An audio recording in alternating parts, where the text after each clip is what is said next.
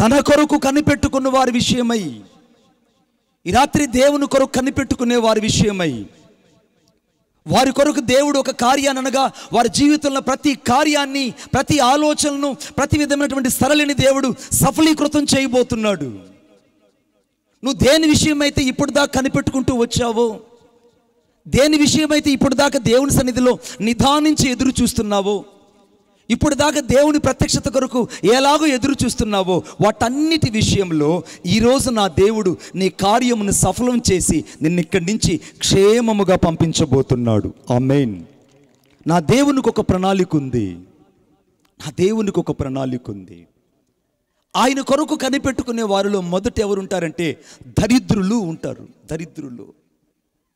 వాక్యం చెప్తుంది, యోహాను గారు యెషయా గ్రంథం 41వ అధ్యాయం 17వ వచనంలో, దీన దరిద్రులు నీళ్లు వెతుకుచున్నారు. యెషయా గ్రంథం 41వ అధ్యాయం 17వ వచనం. ఎవరికైనా ఒక మైక్ ఒకరు ఇవ్వండి, చదవడానికి సహాయం చేయండి.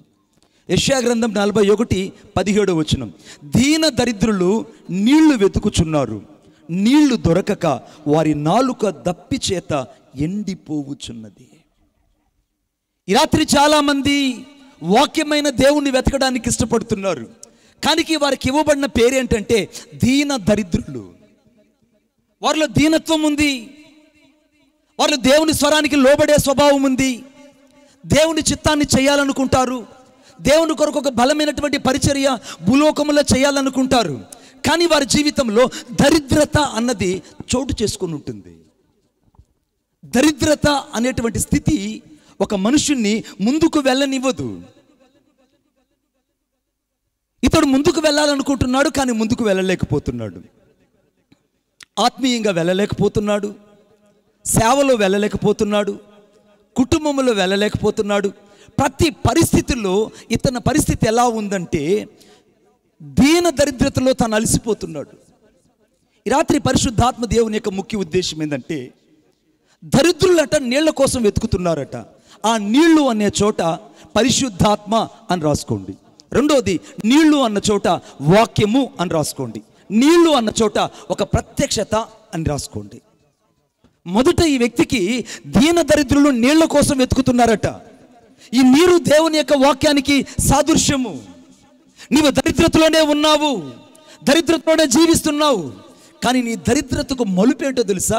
దేవుని యొక్క వాక్యాన్ని ఎప్పుడైతే నువ్వు ఆధారం చేసుకుంటావో నీ దరిద్రత నీ నుండి వెళ్ళిపోతుంది. కొట్టండి చప్పట్లు గట్టిగా. వీడు దేని కొరకు ప్రయత్నిస్తున్నాడు, దేవుడు పక్కకు పెట్టి సొంత ప్రయత్నాలు చేస్తున్నాడు. దేవుని వాక్యాన్ని పక్కకు పెట్టి ఈ త్రోవలో వెళ్తే నాకు బాగుంటుంది, ఈ షార్ట్ కట్లో వెళ్తే బాగుంటుంది, ఈ బైపాస్లో వెళ్తే బాగుంటుంది, ఈ మినీ బైపాస్లో వెళ్తే బాగుంటుంది అనుకుంటుంటారు. కానీ దేవుని వాక్యం చెప్తుంది, దీన దరిద్రత కలిగిన వాళ్ళు వాక్యమైన దేవుని కోసం ఎదురు చూస్తారట. ఈ ఉదయకాల సమయంలో నువ్వు నిజంగా దేవుని కొరకు ఎదురు చూసిన వ్యక్తివైతే ఎందుకు నీ జీవితంలో దరిద్రత చోటు చేసుకుంది? నా ప్రశ్న నీకు అర్థమవ్వాలని కోరుకుంటున్నాను. ఈ ఉదయకాల సమయంలో దేవుని వాక్యం కోసం నిజంగా నువ్వు ఎదురు చూచిన వ్యక్తివైతే, వేకువజామున ప్రాతకాలమున దేవుని వాక్యం వినడానికి, దేవుని యొక్క స్వరం వినడానికి, దేవుని చిత్తాన్ని చేయడానికి, వాక్యమైన దేవుడు నాతో ఏం మాట్లాడతాడని నిజంగా నువ్వు వెతికింది వాస్తవమైతే దరిద్రత అనేది నీ జీవితంలో ఉండదు. ఇవి వెతకడం లేదు కనుకనే దరిద్రతని జీవితంలో తాండవిస్తుంది. చాలామందికి అర్థం కాని విషయం ఇది. అయ్యా నా జీవితంలో దరిద్రత పోవట్లేదయ్యా, నేను కూటాలకు వెళ్తున్నాను, నేను సభలకు వెళ్తున్నాను, నేను అవి చేస్తున్నా ఇవి చేస్తున్నానని నువ్వు ఏవేవో పైన వాటి కొరకు ఎదురు చూస్తున్నావు. కానీ ఆత్మ సంబంధంగా నీ జీవితంలో వాక్యమైన దేవునితో సహవాసము లేనందువల్ల దరిద్రత నీ నుండి వెళ్ళలేకపోతుంది. ఒకరోజు నేను ఒక ఇంటికి వెళ్ళాను. ఆ ఇంటికి వెళ్తే ఆ ఇంట్లో ఉన్నటువంటి వాళ్ళు నాతో చెప్తున్నారు, అయ్యా మేము బూజు దులుపుతున్నాం, ఈరోజు బూజు దులుపుతామా, రేపే మళ్ళా బూజు పట్టిపోతుంది, మరలా మేము ఒక వారం తర్వాత మళ్ళా బూజు దులుపుతున్నాం, మళ్ళీ మాకు బూజు పట్టిపోతుంది, ఈ ఇల్లంతా బూజు పట్టిపోతుంది అయ్యా, మా వల్ల కావట్లేదు, ఇల్లు మారిపోవాలి అని అన్నారు. నేను అన్నాను, ఇప్పటికి మీరు ఎన్ని ఇళ్ళు మారారు అని అడిగాను. వాళ్ళు అన్నారు, దాదాపు 4-5 ఇండ్లు మారామండి అన్నారు. నేను అప్పుడు చెప్పాను, మీరు ఇళ్ళు కాదు మారాల్సింది, మీకున్న సామాన్లు తీసుకున్న ఆ ఇంటికి కదా పరిగెత్తాల్సింది. మీకు ఎక్కడైతే సాలీడైనటువంటి పురుగు మీకు బూజును కలుగు చేస్తుందో మొదట ఆ సాలీడును చంపితే బూజు మీ జీవితం లాగిపోతుంది. కొట్టండి చప్పట్లు గట్టిగా. సాలీడును చంపాలి. Which is the great hiding of the things in your the weakness of the things. అది నీ బలహీనతే కావచ్చు, నీ భక్తిహీనతే కావచ్చు, నీ ప్రార్థన లేని జీవితమే కావచ్చు, వాక్యం కొరకు చదవని జీవితమే కావచ్చు, అసలు వాక్యం వినడానికి నిరాశ మరి అనేక సార్లు దేవుని యొక్క ప్రేమను అర్థం చేసుకునే జీవితమే కావచ్చు. ఏది నీ జీవితంలో నిన్ను ఏలుతుందో దాన్ని మొదట నువ్వు చంపాలని దేవుని వాక్యం చెప్తుంది. ఈ దీన దరిద్రుడట నీళ్లు దొరకక వాక్యము కొరకు అనగా దేవుని యొక్క శక్తి కొరకు వారు ఎండిపోతున్నారట. రాత్రి ఎండిపోయిన జీవితాలు ఇక్కడ చాలా ఉన్నాయి. దరిద్రతలు అలమటిస్తున్న జీవితాలు ఇక్కడ చాలా ఉన్నాయి. వారి జీవితంలో కదిలిస్తే చాలు, అయ్యా నా అవసరతలు తీరలేనంత దరిద్రత, అయ్యో నా అప్పుల ఊబిలో కూరుకుపోయాను, అయ్యా నేను బయటకు రాలేకపోతున్నాను, నేను ఆశించినంత సేవ చేయలేకపోతున్నాను, ఆశించిన దిశలో నేను వెళ్ళలేకపోతున్నాను, ఆశించినంత పరిణామమైనటువంటి పరిచయను చేయలేకపోతున్నాను. వీటన్నిటికీ ఒకే ఒక జవాబు ఏంటంటే నువ్వు వాక్యమైన దేవునితో సహవాసం చేయాలి. కొట్టండి చప్పట్లు గట్టిగా. వాక్యమైన దేవునితో సహవాసం చేయాలి. ఆ విషయం వీడికి అర్థం కాక దీన దరిద్రుడంట నీళ్ల కోసం వెతుకుతున్నాడట. దప్పిక చేత తన జీవితం అంతా ఎండిపోయినట్టు కనపడుతుందట. ఈ రాత్రి ఇక్కడ ఎండిపోయిన జీవితాలు ఉన్నాయి, దాహముతో అల్లాడుతున్న జీవితాలు ఉన్నాయి, దరిద్రతలో కొట్టుమిట్లాడుతున్న జీవితాలు ఉన్నాయి, అప్పులు ఊబి నుంచి బయటకు రాలేని జీవితాలు ఉన్నాయి, అనేకమైన నిరాశ నిస్పృహల మధ్య కొనసాగుతూ ఇంకా దేవుని కొరకై వెంపర్లాడుతున్న జీవితాలు ఈ రాత్రి ఇక్కడ లేకపోలేదు. ఈ రాత్రి ఇక్కడ లేకపోలేదు. దీన దరిద్రులట రెండవదిగా పరిశుద్ధాత్మ కొరకు వెతకడం ఆపేస్తున్నారు. నేను చెప్పాను కదా, నీళ్లు వెతకడం అని అంటే మొదటేమో వాక్యమైన దేవుణ్ణి వెతకాలి, రెండవదేమో నీళ్లు అన్న చోట పరిశుద్ధాత్మ శక్తిని లేదా పరిశుద్ధాత్మ దేవుణ్ణి వెతకాలి. ఇప్పుడు పరిశుద్ధాత్మ దేవుడు ప్రశ్న నేను వేయనిము, నిజంగా నువ్వు పరిశుద్ధాత్మ దేవునితో సహవాసం చేసి ఎంతకాలం అయింది? కొంతమంది అంటారా పరిశుద్ధాత్మ అంటేనే మాకు తెలియదు, పరిశుద్ధాత్మ అంటే మాకు తెలియదు. కానీ వాక్యంలో చెప్తుంది పైనుండి మీరు శక్తి పొందు వరకు మీరు అక్కడ నిలిచి ఉండండి. ఆమేన్ చెప్పండి గట్టిగా. పైనుండి శక్తి పొందు వరకు some power is comes upon you, just you go on straight and stand before the presence. నువ్వు దేవుని సన్నిధిలో ఎప్పుడైతే నువ్వు ఎదురు చూస్తావో, దేవుని కొరకు ఎప్పుడైతే నువ్వు ప్రత్యక్షత ఎదురు చూస్తావో, అప్పుడు పరిశుద్ధాత్మ శక్తి నీకు శక్తిని అనుగ్రహించడమే కాదు, నీ బలహీనతల్లో కూడా తన బలాన్ని కనపరచడం ప్రారంభిస్తాడు. కొట్టండి చప్పట్లు గట్టిగా. నీ బలహీనతల్లో దేవుడు బలాన్ని కనపరుస్తాడు. ఆది అపోస్తలులందరూ బలహీనులే. ఆది అపోస్తలులందరూ వాళ్ళు వెతికింది పరిశుద్ధాత్మ శక్తి కొరకు ఎదికారు. అందుకే వారి జీవితంలో మరెన్నడూ తిరిగి చూడకుండా గొప్ప సేవను చేయగలిగారు. ఈ రాత్రి నీ జీవితంలో సేవ జరగలేదని బాధపడద్దు, కుటుంబం ముందుకు వెళ్ళలేదని బాధపడద్దు, అయ్యో నా జీవితంలో ఇరుకులోంచి బయటకు రాలేకపోతానని బాధపడద్దు, ఈ పరిస్థితుల్లోంచి నేను ముందుకు వెళ్ళలేకపోతానని దిగులు పడద్దు. వీటన్నిటి కారణం ఏంటంటే పరిశుద్ధాత్మ శక్తి నీ జీవితంలో లోపించింది. పరిశుద్ధాత్మ దేవుని యొక్క సహవాసము నీ జీవితంలో కొదువైపోయింది. పరిశుద్ధాత్మ దేవుడు ఒకడు ఉన్నాడు, ఆయన నా జీవితాన్ని నడిపిస్తాడు, నా ఉనికిని కలిగి ఆయన నాలో స్పర్శిస్తాడు, ఆయన నేను అనేక సార్లు స్పర్శించాలి, ఆయన మనుగడ లేకుండా నా జీవితంలో ఒక్క క్షణం కూడా బ్రతకలేనని ఎప్పుడైనా నువ్వు దేవునితో అన్నావా? ఎప్పుడైనా నువ్వు దేవునితో ఆ మాట అన్నావా? ఆది అపోస్తులు ఎప్పుడు పరిశుద్ధాత్మ చేత నింపబడిన వారై, పరిశుద్ధాత్మ శక్తి కలిగిన వారై, పరిశుద్ధాత్మతో సహవాసం చేసిన వారై, పరిశుద్ధాత్మతో కలిసి వారు దేవునితో నడిచారు కనుకనే సంఘాలు వెంబడి సంఘాలు కట్టగలిగారు. కొట్టండి చప్పట్లు గట్టిగా. ఇది మర్మం. It is some hidden of the secret in the life of the apostles. అపోస్తల జీవితంలో దాగినటువంటి ఒక మర్మం ఏంటంటే కేవలము దేవుని పరిశుద్ధాత్మ మీద ఆధారపడడం. ఈ రాత్రి దరిద్రతలో ఉన్న వాళ్ళు దేవునికి కావాలి.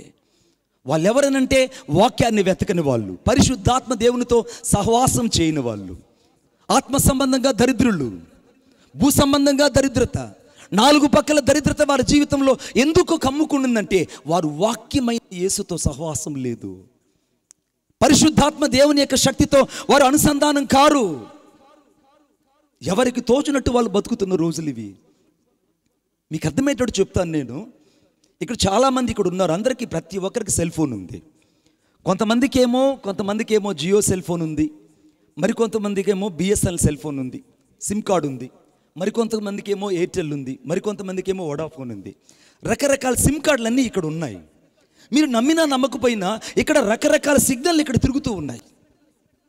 రకరకాల సిగ్నల్, ఇక్కడ జియో సిగ్నల్ ఉంది, బిఎస్ఎన్ఎల్ సిగ్నల్ ఉంది, వొడాఫోన్ సిగ్నల్ ఉంది, ఎయిర్టెల్ సిగ్నల్ ఉంది. కానీ ఏ సిమ్ ఎవరికైతే యాక్టివేట్ ఉంటుందో ఆ సిమ్లో ఉన్నటువంటి సిగ్నల్ మాత్రమే వాళ్ళకి వస్తుంది. ఆమెన్. నువ్వు పరిశుద్ధాత్మ దేవుని యొక్క సిమ్ను నువ్వు కలిగి ఉంటే పరిశుద్ధాత్మ శక్తి యొక్క అనుభవాన్ని కలిగి ఉంటావు. ఓయ్ నిన్నే పరిశుద్ధాత్మ దేవునితో అనుసంధానమైతే పరిశుద్ధాత్మ శక్తిని నీ జీవితంలో ఆస్వాదించుకుంటావు. నువ్వు వాక్యమైన దేవునితో సహవాసం చేస్తే వాక్యమైన దేవునితోనే మిళితమై ఉంటావు. ఎప్పుడైతే దేవునితో సహవాసం చేయడానికి నీ జీవితాన్ని సంపూర్తిగా అప్పగిస్తావో నీ దరిద్రత అన్నది నిన్ను వదిలిపెట్టి వెళ్ళిపోతుంది. కొట్టండి చప్పట్లు గట్టిగా. అందుకే వాక్యంలో రాయబడింది, ఆయన దరిద్రులను సింహాసనం మీద కూర్చుండబెట్టే దేవుడట. ఈ దరిద్రులకు దేవుడిచ్చే ఆధిక్యత ఎలా ఉంటుందంటే ఈ భూలోకంలో సింహాసనం మీద కూర్చుండబెడతాడట. ఈ రాత్రి దరిద్రత నీ ముగింపు కాదు, పేదరికం నీ ముగింపు కాదు, ఆత్మీయ దరిద్రత నీ జీవితానికి ఇక ముగింపు కానే కాదు. నీ జీవితానికి ఒక మలుపు తిప్పాలని నా దేవుడు ఈ రాత్రి నీతో చెప్తున్నాడు. ఒక్కసారి నీళ్ళ కోసం వెతుకు బిడ్డ, ఒక్కసారి వాక్యమైన దేవుని కోసం వెతుకు బిడ్డ. ఆరంభంలో నువ్వు చాపేసుకొని ఒక గదిలో కూర్చొని కన్నీరు గార్చి ప్రార్థన చేశావే, ఆ ప్రార్థన తిరిగి మరలా ప్రారంభించు. ఆరంభంలో నువ్వు ఒక్కడివే ఏకాంతంకి వెళ్ళి ఒంటరిగా పరిశుద్ధాత్మతో పెరుగులాడి ఆయనతో సహవాసం చేశావే, ఆ సహవాసాన్ని కాస్త గట్టిగా పట్టుకో. ఏది నీ జీవితంలో గత కాలంలో పరిశుద్ధాత్మ దేవుడు చేస్తూ వచ్చాడో ఇప్పుడు ఎందుకు చేయలేకపోయాడో ప్రశ్నించడానికి నువ్వు కాదు, దేవుని దగ్గర ఆయన నిన్ను ప్రశ్నిస్తున్నాడు. అప్పటి వలే నువ్వు ఉన్నావా బిడ్డ అని కొట్టండి చప్పట్లు గట్టిగా. అప్పటి వలే నువ్వు ఉన్నావా?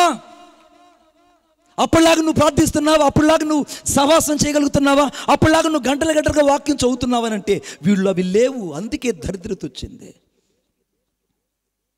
ఈ రాత్రి దేవుని యొక్క ప్రాముఖ్యమైన ఉద్దేశం ఏంటో తెలుసా? దరిద్రులట చదవండి నాతో పాటు. దావీదు కీర్తన 9:18. దావీదు కీర్తన 9:18. దరిద్రులు నిత్యము మరువబడరు, బాధించబడు వారి నిరీక్షణాస్పదము ఎన్నటికీ నశించదు. ఈ రాత్రి నువ్వు దరిద్రతలో ఉన్నావని దేవునికి తెలుసు. నువ్వు దరిద్రత, ఆత్మీయ దరిద్రతలో ఉన్నావని, వాక్యం లేని జీవితంలో ఉన్నావని, పరిశుద్ధాత్మ శక్తికి దూరంగా ఉన్నావని, దేవునితో సహవాసం దూరంగా ఉన్నావని దేవునికి తెలుసు. కానీ ఈరోజు ఆయన వాగ్దానం చేస్తున్నాడు. ఏమన్నా తెలుసా? నా పిల్లలను నేను ఇక నిత్యము మరువను, నా పిల్లలకి నేను బాధపరచును, నా పిల్లలకి నేను ఎడబాయను, వారు నా పట్ల కలిగినటువంటి ఆ నిరీక్షణాస్పదము వారి జీవితంలో ఎన్నటికీ నశించదు. ఎంత ప్రేమ గల దేవుడు అండి నా దేవుడు. నీ దరిద్రత నీ జీవితంలో ముగింపు అనుకుంటుంటే నా దేవుని వాక్యం చెప్తుంది, దరిద్రులట ఆయన సన్నిధిలో నిత్యము మరువబడక బాధించబడే వారందరూ ఈ రాత్రి నిరీక్షణాస్పదము ఎన్నటికీ నశించక దేవుని సన్నిధిలో బలముగా నిలబడబోతున్నారు. కొట్టండి చప్పట్లు గట్టిగా. బలముగా నిలబడబోతున్నారు. ఎందుకంటే దావీదు కీర్తన 72:12 రాయబడింది, దరిద్రులు మొరపెట్టగా అతడు వారిని విడిపించునని రాయబడి ఉందండి. రాత్రి ఎవరైతే దేవుని సన్నిధిలో మొరపెడుతున్నారో, అయ్యా నాకు పట్టిన దరిద్రత కారణం నేను ఆ సాలీడును చంపకపోవడమే, నాకు కలిగిన దరిద్రత కారణం నేను నిన్ను వెతకకపోవడమే, నాకు కలిగిన దరిద్రత కారణం నేను సరిగా గుర్తించకపోవడమే, నాకు కలిగిన దరిద్రత కారణం పరిశుద్ధాత్మ దేవుని శక్తిని నేను వెతకకపోవడమే. ఈ రాత్రి నువ్వు ఏ పరిస్థితుల్లో ఉన్నా దేవునికి నువ్వు కావాలి, దేవునికి నువ్వు కావాలి. ఎందుకంటే వాక్యంలో రాయబడింది దావీదు కీర్తన 74:21 చదవండి ఒకసారి. దావీదు కీర్తన 74:21. నలిగిన వానిని అవమానముతో వెనుకకు మరలనీయకము, శ్రమ నొందిన వారు దరిద్రులు నీ నామము నిత్యము సన్నుతించుదురుగాక. దరిద్రులు దేవుడి రాత్రి వెనకకు తిప్పి పంపడు. ఈ రాత్రి వెనక్కి వెళ్ళిపోవడం దేవుని చిత్తం కాదు. నువ్వు వెనక్కి వెళ్ళిపోయి నీ జీవితం అంతా అయ్యో నా జీవితం అంతా ఇంతే, నా పరిస్థితి అంతా ఇంతే, నేను ఇంకా ముందుకు వెళ్ళలేనని నువ్వు అనుకోవడానికి వీలు లేదు. ఈ రాత్రి దేవుని ఉద్దేశం ఏంటో తెలుసా? దరిద్రతలో ఉన్న వారిని దేవుడు లేవనెత్తి, పెంట కుప్పల మీద నుంచి లేవనెత్తి సింహాసనం మీద కూర్చుండబెట్టి నీ అలంకరణ చూసి ఆనందించే దేవుడు ఇక్కడ కూర్చొని ఉన్నాడు. ఆయన పేరు నజరేయుడైన యేసుక్రీస్తు ప్రభు. నీ అలంకరణ చూసి ఆనందించే దేవుడు. నిన్ను అలంకరించాలని ఆయనకు తెలుసు, నిన్ను బాగుగా చేయాలని ఆయనకు తెలుసు, నీ స్థితిగతులు మార్చాలని ఆయనకు తెలుసు, నీ పరిస్థితులను దేవుడు కట్టాలని దేవునికి తెలుసు. అయితే నీ దరిద్రపు జీవితాన్ని ఒక్కసారి యేసయ్యకి ఇచ్చేయి. రెండో విషయం చెప్తాను, చాలా జాగ్రత్తగా గమనించండి. రెండో విషయం యెషయా గ్రంథం 42వ అధ్యాయం 6వ వచనం. యెషయా గ్రంథం 42వ అధ్యాయం 6వ వచనం.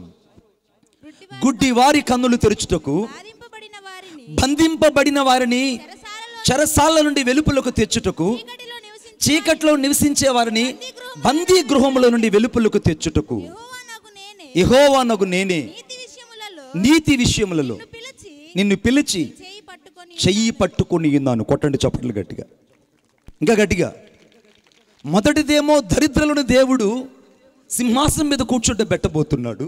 రెండవది బంధింపబడిన వారు ఈ రాత్రి దేవునికి కావాలి. ఆమేన్ చెప్పండి గట్టిగా. ఇంకొకసారి చెప్పండి. బంధింపబడిన వారిని అని రాయబడింది అక్కడ. చెరసాలలో ఉన్న వారిని. ఈ రాత్రి కొంతమంది బంధించబడిన వారు ఉంటారు. వాళ్ళు ఎలాగ బంధించబడి ఉంటారంటే, బలహీనతల్లో బంధించబడిన వాళ్ళు ఉన్నారు, లోకాశలో బంధించబడిన వాళ్ళు ఉన్నారు. అర్థమవుతుందా? లోకాశలో బంధించబడిన వాళ్ళు ఇక్కడ లేకపోలేదు, బలహీనతల్లో బంధించబడిన వాళ్ళు ఇక్కడ లేకపోలేదు, లోకముతో మిలితిన వాళ్ళు ఇక్కడ లేకపోలేదు. అనేకమైనటువంటి శరీర కార్యాలలో బంధించబడిన వారు ఈ రాత్రి ఇక్కడ కూర్చొని ఉన్నారు. కానీ వారు ఆత్మలో కట్టబడ్డారనే విషయం వాళ్ళకి అర్థం కావట్లేదు. They have the tie with some the burdens in their heart, but they shall not recognize it.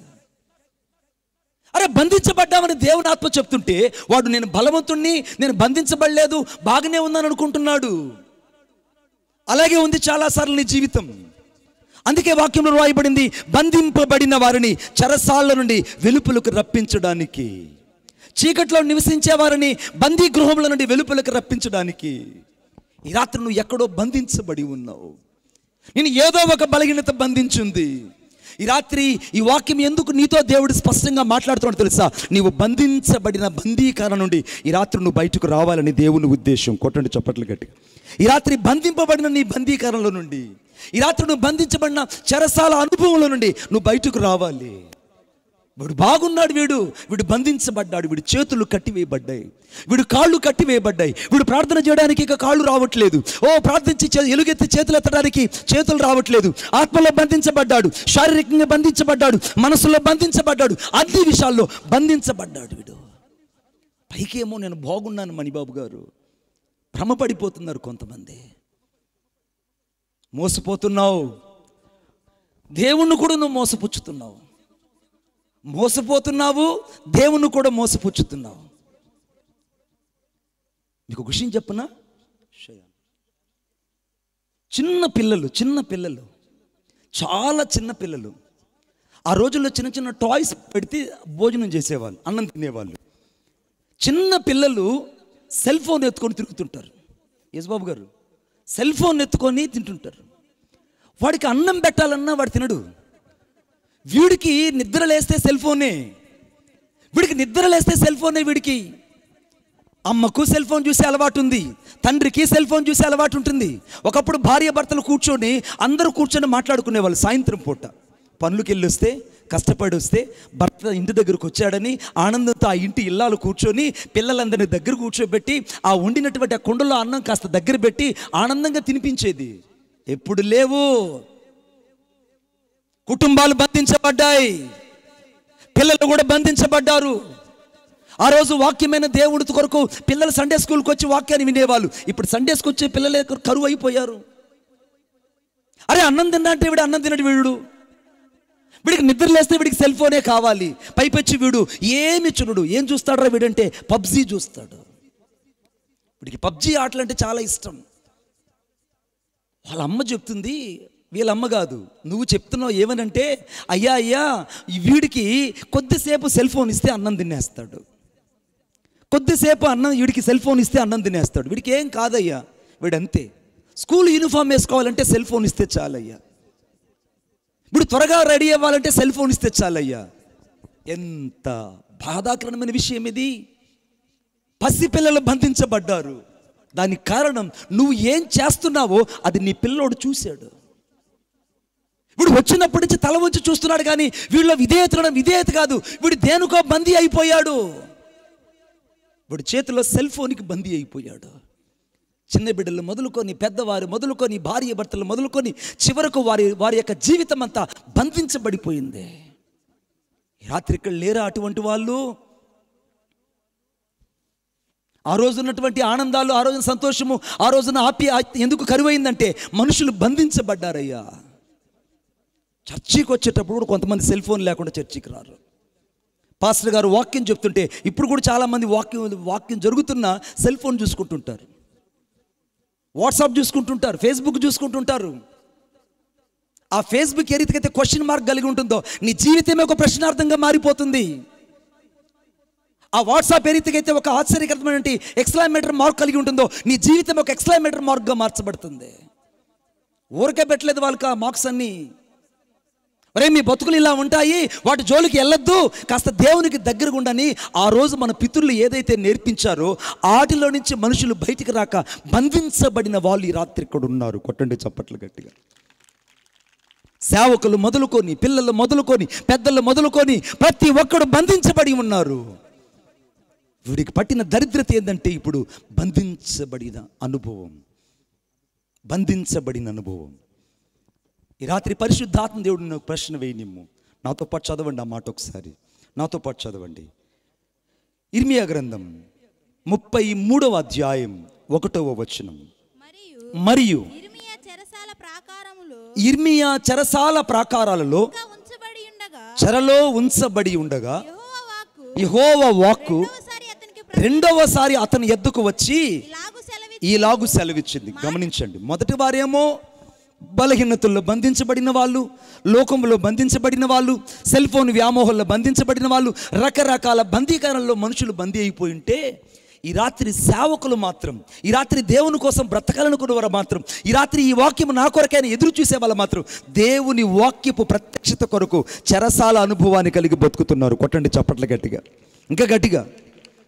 ఇప్పుడు ఇర్మియా ఆ యొక్క యెరూషలేములో, ఆ ప్రాంతంలో, ఆ కల్దీయుల మధ్యలో, ఆ బబులోను మధ్యలో, అంతకంటే ఎక్కువగా ఇశ్రాయేలు మధ్యలో బంధించబడిన వాడుగా ఉన్నాడు. ఇప్పుడు అందరూ అడుగుతున్నాడు, ఇర్మియా నువ్వు ఎందుకు బంధించబడ్డావంటే వాక్యమైన దేవుని కోసం బంధించబడ్డా. మరి నువ్వు? ఇర్మియా ఏమో వాక్యమైన దేవుని కోసం బంధించబడ్డాడు. సిద్కియాకు వ్యతిరేకంగా సాక్ష్యం చెప్పాడు, సిద్కియాకు సరైనటువంటి ప్రవచనం చెప్పాడు. ఆ ప్రవచనం తప్పని ఆ వ్యక్తి బంధించాడు. ఈ రాత్రి చాలామంది నీ మాటను తృణీకరించవచ్చు. ఒకవేళ నీ పరిస్థితిని బట్టి చాలామంది నీ సంఘాన్ని తిరస్కరించవచ్చు, చాలామంది నీ సేవను పక్కకు పెట్టచ్చు, చాలామంది నువ్వు మాట్లాడుతున్న వచనాన్ని కూడా చాలాసార్లు తప్పుదోవగా మాట్లాడచ్చు. భయపడకు.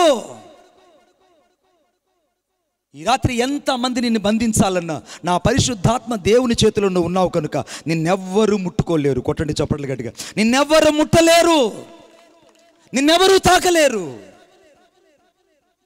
బైబిల్ గ్రంథంలో రాయబడి దగ్గర ఇర్మియా దగ్గరకు రెండవసారి దేవుని వాక్యం వచ్చిందట. బంధించబడిన వ్యక్తి దగ్గరికి రెండవసారి వాక్యం ఏంటండి రావడం అంటే? ఒకసారి ముందు వచ్చింది, ఆ తర్వాత రెండవసారి వచ్చింది. అతడు బంధించబడ్డాడు. దేని కొరకు బంధించబడ్డాడంటే వాక్యమైన దేవుని కోసం బంధించబడ్డాడు.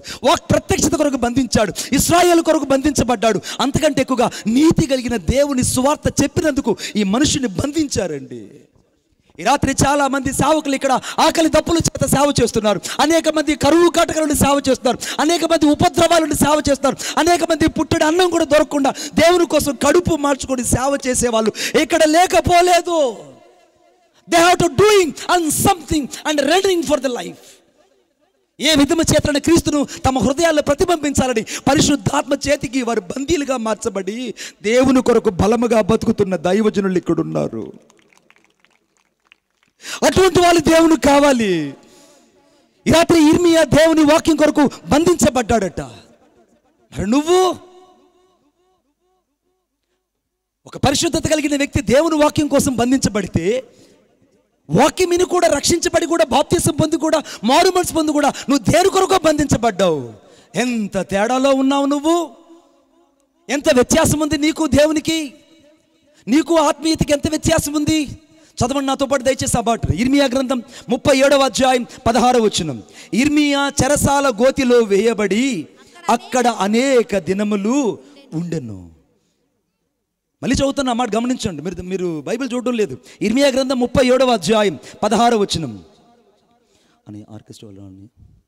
ఇర్మియా చెరసాల గోతిలో వేయబడి అక్కడ అనేక దినములు ఉండెను. చెరసాలలో వేయబడిన ఈ దైవజనుడు.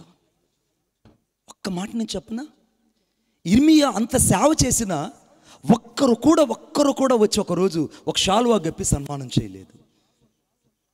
ఒక్కరోజు కూడా అయ్యా నువ్వు చేస్తున్న సేవ చాలా గొప్పది, నువ్వు చాలా మంచి ప్రవక్తవు, you are the so and honourable of the prophet in this midst us, నువ్వు మా మధ్యలో నువ్వు మంచి ప్రవక్త అయి ఉన్నావని ఒక్కరు కూడా ఇర్మియాను వచ్చి పొగిడిన వాళ్ళు లేరండి. ఒక్కరు కూడా వచ్చి శాలువా గప్పి సన్మానించిన వాళ్ళు లేరండి. మీకు ఒక అద్భుతమైన మాట చెప్పనా, ఇర్మియా గ్రంథం 1వ అధ్యాయం 10వ వచనంలో రాయబడింది, జనముల మీదను రాజ్యముల మీదను నేను నియమించి ఉన్నాను, పడగొట్టుటకు నాటుటకు కట్టుటకు నేను నా కొరకే ఒక ప్రవక్తగా ఎంచుకొని ఉన్నాను, అంతకంటే ఎక్కువగా నేను విడిపించుటకు నేను నీకు తోడై ఉన్నాను. ఎంత అద్భుతమైనటువంటి ప్రవక్తితను! ఈ ప్రవక్తకి లోకం ఇచ్చినటువంటి ఘనత ఏంటో తెలుసా? చెరసాల బందీలో నెట్టివేసిందే. ఈ రాత్రి సేవకుడైన నీకు, సేవకురాలైన నీకు ఈ లోకం ఇచ్చే ఘనత ఇంతకంటే చాలా హీనంగా ఉన్నా ఈ రాత్రి భయపడద్దు. నా దేవుడు నీకు తోడై ఉండి నీ బందీలను విడిపించబోతున్నాడు. ఈ రాత్రి బంధించబడిన ప్రతి దైవజనుని యొక్క పరిచర్యలను దేవుడు విడిపించబోతున్నాడు. ఏ పరిస్థితుల్లో నువ్వు అనేకల కొరకు బంధించబడ్డావో, ఏ పరిస్థితుల్లో సేవా అనుభవంలో బంధించబడ్డావో, ఏ పరిచర్యలో దేవుని కొరకై ముందుకు వెళ్ళలేకుండా నీకున్నటువంటి పరిస్థితుల మధ్య బంధించబడ్డావో, వాటన్నిటిలో నుండి పరిశుద్ధాత్మ దేవుడు నిన్ను విడిపించునుగాక. నిన్ను విడిపించడం ఆయన ఉద్దేశం. ఇర్మియా గురించి రాయబడింది అక్కడ, చదవండి నాతో పాటు దయచేసి. ఇర్మియా గ్రంథం 37వ అధ్యాయం 18వ వచనం చదవండి, నేను చదువుతున్నాను. మరియు ఇర్మియా రాజైన సిద్కియాతో ఇట్లనెను, నేను నీకైనను నీ సేవకులకైనను ఈ ప్రజలకైనను ఏ పాపము చేసినందున నన్ను చెరసాల్లో వేసి బంధించావయ్యా? ఏ పాపం చేశానయ్యా నేను? ఈ దైవజనుడు ఏ పాపం చేయలేదు. ఈ దైవజనుడు రాజు సేవకులు అంటే రాజు దగ్గర కొంతమంది అలాగా కూలీకి పనిచేసేటువంటి వాళ్ళు ఉన్నారు, యాజకులు. వాళ్ళ గురించి చెప్పబడిన మాట అది. అయ్యా నేను నీకు కానీ నీ సేవకులకు కానీ ఈ ప్రజలకు కానీ నేను ఏ పాపం చేయలేదే, నేను ఈ ప్రజల్ని ఎక్కడ కూడా తప్పుదో పట్టించలేదే. రాత్రి వాక్యం కఠినంగా చెప్తే మందిరానికి ప్రజలు రావట్లేదు. 4 పెట్టకథలు చెప్పి 4 మాటలు చెప్తే ప్రజలు తండోపతండాలకు వస్తున్నారు. ప్రజలు భ్రమలో భ్రాంతిలో నింపబడిపోయారు. ఈ మనుషుడుకున్న ప్రత్యక్షత ఏంటంటే వాక్యము కొరకు బంధించబడ్డాడు. ఈ రాత్రి నిజమైన వాక్యాన్ని వెల్లడి చేస్తున్న నీకు సంఘములో కొద్దిమందే ఉండొచ్చు. నిజమైన వాక్యాన్ని ప్రకటిస్తున్న నీకు చాలాసార్లు నీ పరిచర్య చిన్నదిగానే కనపడొచ్చు. ఒకవేళ నిజమైన వాక్యాన్ని ప్రకటిస్తున్న నీకు నీ పరిచర్య చాలాసార్లు చిన్నదిగా నీ కళ్ళ ముందు కనబడి కనీస అవసరత తీర్చబడని స్థితిలో ఉండొచ్చు. భయపడుకో. ఇర్మియాకు తోడైన దేవుడే ఈ రాత్రి నీకు తోడై నడిపించబోతున్నాడు. కొట్టండి చప్పట్లు గట్టిగా. ఇర్మియాకు తోడైన దేవుడే నిన్ను నడిపించబోతున్నాడు. ఇర్మియాను దర్శించిన దేవుడే ఈ రాత్రి నిన్ను దర్శించబోతున్నాడు. ఇర్మియాను బయటకు తీసుకొచ్చిన దేవుడే నిన్ను బయటకు తీసుకురాబోతున్నాడు. మీకు ఒక మాట నేను చెప్పనా, ఈ దైవజనుడు బంధించబడిన అనుభవం గురించి ఒక్క మాట చెప్తా. ఆ మల్కి అయినటువంటి గోతిలో ఇతన్ని దించినప్పుడు దాదాపు 10 అడుగుల బురద ఆ యొక్క గోతిలో ఉంది. ఈ దైవజనుని ఆ బురదలో తోసేశారు. అనేక రాత్రులు ఆ బురదలో, ఆ భయంకరమైనటువంటి దుర్వాసనలో ఈ దైవజనుడు ఎలుగెత్తి ప్రార్థిస్తూనే ఉన్నాడు. ఈ రాత్రి చాలామంది నీ మీద తప్పు మోపచ్చు, చాలామంది నీ పరిశుద్ధతకు భంగం కలుగు చేయొచ్చు, చాలామంది నీ సాక్ష్యాన్ని చెడ్డగా చిత్రీకరించవచ్చు. మరలా చెప్తున్నాను, చాలామంది నీ సాక్ష్యాన్ని చెడ్డగా చిత్రీకరించవచ్చు, చాలామంది నీ సాక్ష్యము తప్పని కొట్టివేయచ్చు, చాలామంది నిన్ను గురించి, నీ యొక్క పిల్లల గురించి, నీ సంఘాన్ని గురించి తక్కువ చేసి మాట్లాడచ్చు. కానీ వారందరి చేతిలో నుండి నా యేసు ఈరోజు నిన్ను శ్రమలో నుండి విడిపించబోతున్నాడు. ఆమేన్. శ్రమలో నుంచి విడిపించబోతున్నాడు. అందుకే ఇర్మియా అంటున్నాడు, ఇర్మియా నువ్వు నా కొరకు బంధించబడ్డావయ్యా. కానీ ఈరోజు ప్రజలైతే వారి శరీర కార్యాల్లో బంధించబడిన వాళ్ళు, బ్రతుకుల్లో బంధించబడిన వాళ్ళు, పాపంలో బంధించబడిన వాళ్ళు, బలహీనతల్లో బంధించబడిన వాళ్ళు, చిన్నపిల్లల మొదలుకొని పెద్దల వరకు ఏదో ఒక బలహీనతలో బంధించబడిన వాళ్ళు ఈ రాత్రి ఇక్కడ లేకపోలేదు. కానీ ఇర్మియా అంటున్నాడు, మీకులాగా నేను బంధించబడలేదయ్యా, మీకులాగా నేను బతకలేదు, మీకులాగా నేను బ్రతకలేదు. నా బ్రతుకులోనైనా నా జీవితంలోనైనా నేను యేసుక్రీస్తు ప్రభుని ప్రతిబింబించడానికి ఈ భూలోకంలో దేవుని చేత ఏర్పాటు చేయబడిన ఒక పాత్రనని సవాలుగా బతికి సేవ చేశాడు. ఆమేన్. ఈ రాత్రి చాలామంది సేవకులు హృదయాలలో దేవుని కొరకు ఒక వైరాగ్యం ఉంది. చాలామంది సేవకులు కన్నీటితో సేవ చేస్తున్నారు. చాలామంది ఇక్కడ ఉన్నటువంటి దేవుని ప్రజలు దేవుని కొరకు వైరాగ్యం కలిగి బ్రతుకుతున్నారు. వారి ఆత్మలో ఎన్నడూ తీవ్రత చనిపోకుండా, ఎప్పుడు తీవ్రత తగ్గిపోకుండా పరిశుద్ధాత్మతో కలిసి బ్రతకాలని వారి జీవితంలో వేస్తున్న ప్రతి అడుగును ఈ రాత్రి దేవుడు ఆశీర్వదించబోతున్నాడు. కొట్టండి చప్పట్లు గట్టిగా. ఈ రాత్రి దేవుడు ఆశీర్వదించబోతున్నాడు. మీకు అద్భుతమైన మాట చెప్పనా? అతన్ని బంధించారు, చెరసాలలో వేశారు, గోతిలో వేశారు, అంతకంటే ఎక్కువగా బురద గుంటలో దించేశారు.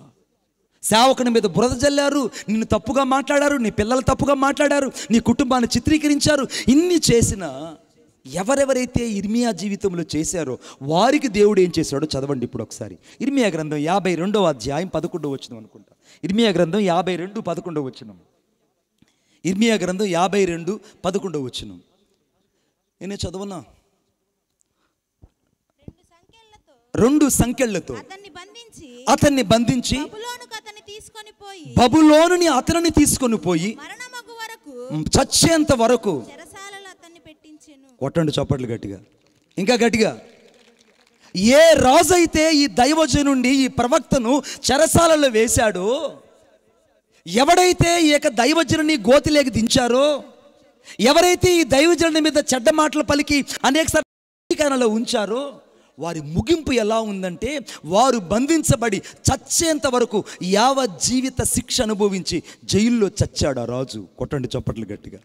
ఈరోజు నిన్ను గురించి ఎవరెవరైతే మాట్లాడారు, ఎవరెవరైతే నీ గురించి చెడ్డగా మాట్లాడారు, చాలామందికి ఉన్న గొప్పతనం ఏంటంటే సేవకుల్ని చులకన చేసి మాట్లాడుతుంటారు. సంఘంలో ఉన్న సేవకుడిని చులకన చేసి మాట్లాడుతుంటారు. వాళ్ళకున్నటువంటి అపోహ ఏంటంటే నేను ఇస్తే బతుకుతున్నాడు, నేను ఇస్తే బ్రతుకుతున్నాడు, నా దశంభాగం వల్ల బతుకుతున్నాడు, నేను కానుకిస్తే కదా వాళ్ళ కుటుంబం గడుస్తుంది, వాళ్ళ కానుకలు ఎక్కువయ్యి మమ్మల్ని ఇప్పుడు చూడడం లేదు, వాళ్ళ కందులు నెత్తిక ఎక్కాయని అంటున్నారు. నువ్వు ఇచ్చే కానుకను బట్టి కాదు నీ సేవకుడు బతికేది. పరిశుద్ధాత్మ దేవుడు అనాదిలో పిలిచాడే, పిలుపుని నమ్ముకొని సేవ చేస్తున్నాడు కాబట్టి సేవను దేవుడు బ్రతికిస్తున్నాడు. కొట్టండి చప్పట్లు గట్టిగా. సేవను బ్రతికిస్తున్నాడు.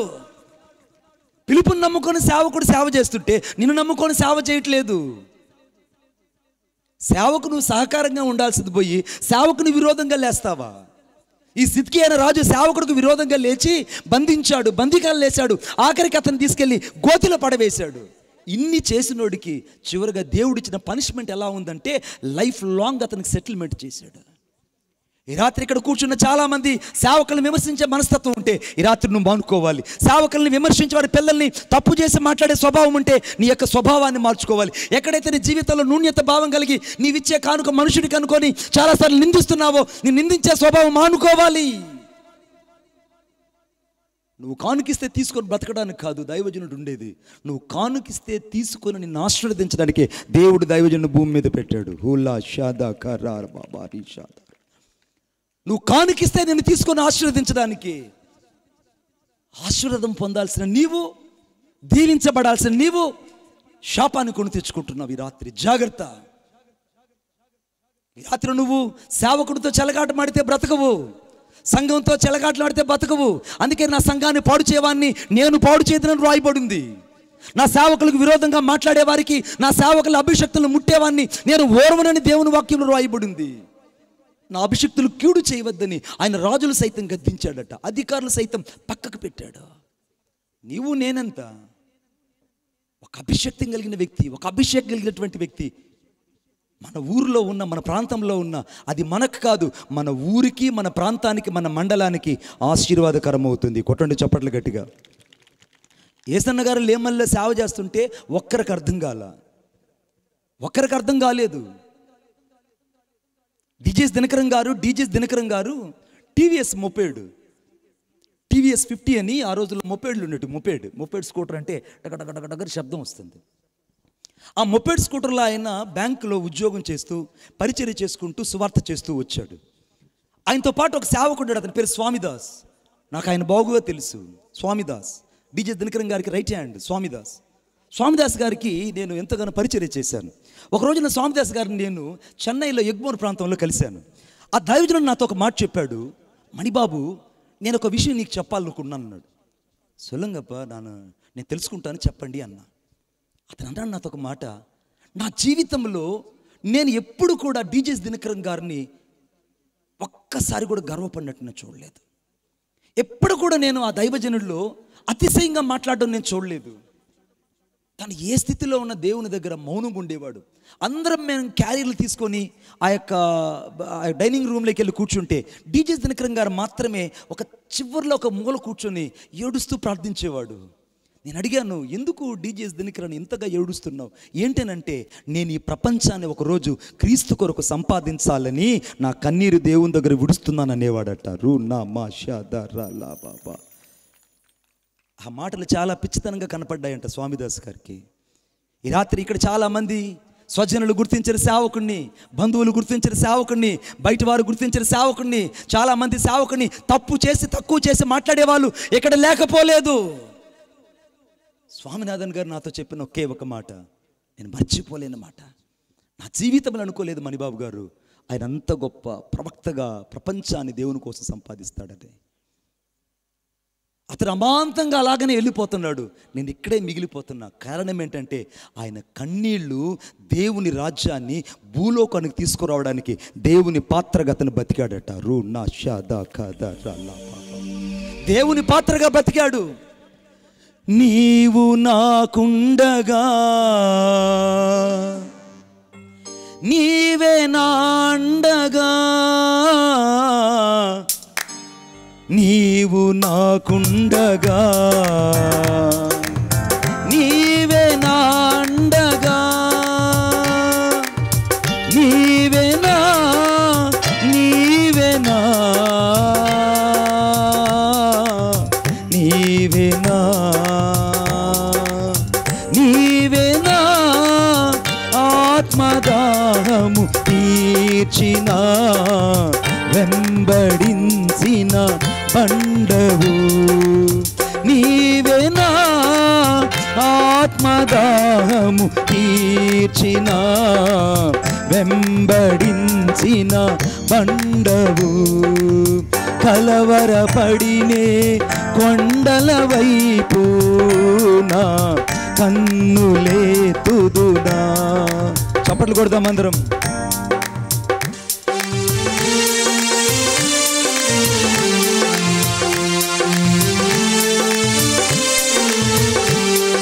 ఈరోజు బంధించబడిన వారికి విడుదల కలగబోతుంది. యేసుక్రీస్తు ప్రభువు కొరకు బంధించబడిన ప్రతి సేవకునికి దేవుని వైపు నుంచి విడుదల రాబోతుంది. Thank you lord. చప్పట్లు కొడదాం. ఆయన పిలుపులో ఉన్న మాధుర్యం, ఆయన పిలుపులో ఉన్న ప్రత్యక్షత ఈ భూలోకంలో ఎవరికి అర్థం కాకుండా దేవుడు నీకు తోడై ఉన్నాడు. Thank you lord. నీచము కదలని సీయోను కొండపై, నీచము కదలని సీయోను కొండపై, యేసయ్యా యేసయ్యా యేసయ్యా యేసయ్యా నీదు ముఖము చూచుచూ పరవశించి పాడేదా. యేసయ్యా యేసయ్యా యేసయ్యా యేసయ్యా నీదు ముఖము చూచుచూ పరవశించి పాడేదా, పరవశించి పాడేదా. కలవరపడినే కొండల వైపు నా కన్నులేతుదునా. కొండల వైపు నా కన్నులేతి కొదువతో నేను కుమెలదనా, కొదువతో నేను కుమెలదనా, కొదువతో నేను కుమెలదనా, కొదువతో నేను కుమెలదనా. నీ నీవే నీవే నా అభిషేకము, నీవే నీవే నా అభిషేకము, నీవే నీవే నా అభిషేకము, నీవే నీవే నా అభిషేకము, నీవే నీవే నా అభిషేకము, నీవే నీవే నా అభిషేకము, నీవే నీవే నా అభిషేకము, నీవే నీవే నా అభిషేకము. యేసయ్యా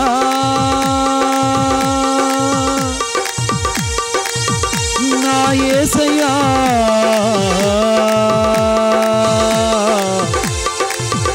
నా యేసయ్యా, యేసయ్యా.